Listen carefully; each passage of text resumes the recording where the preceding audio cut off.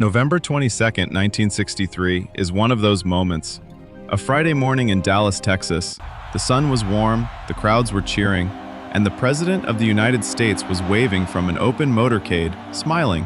Perhaps one of the last genuine smiles the American century would ever produce. 63 minutes later, he would be dead.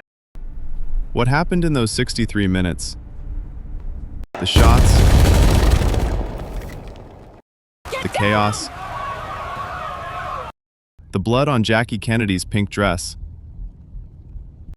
the swearing in of a new president aboard Air Force One, has never fully been explained, not to the satisfaction of the world, not to the satisfaction of history, and perhaps not even to the satisfaction of those who pulled the trigger.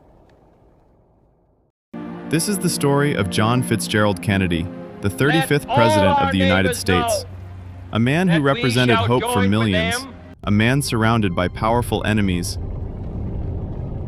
and a man whose death became the greatest unsolved mystery of the modern age. John Kennedy was not supposed to be president. He was the second son, the backup plan of a ruthless, ambitious father named Joseph P. Kennedy Sr., who had mapped out a political dynasty before his children could walk.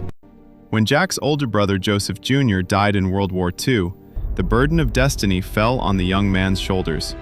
And Jack, charming, brilliant, chronically ill, hiding more pain behind that famous smile than any biographer has fully captured, rose to meet it.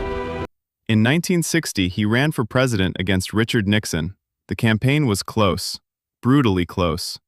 But on a September evening, in the first ever televised presidential debate, America saw something it had never seen before. A political candidate who looked like the future. Cool, composed, almost cinematic. Nixon sweated.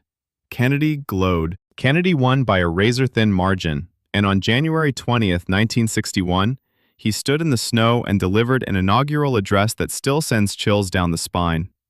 A new generation, he said, had been handed the torch, and America, battered by war, terrified of nuclear annihilation, divided by race, believed him. But even on his first day, powerful forces were watching this young, idealistic president with suspicion, with jealousy, and some with hatred.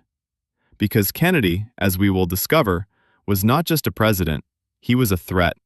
To the military-industrial complex, to the CIA, to the Mafia, to Southern segregationists, to Fidel Castro's enemies in exile, to the Soviet Union, and perhaps also, paradoxically, to those who hated the Soviet Union most.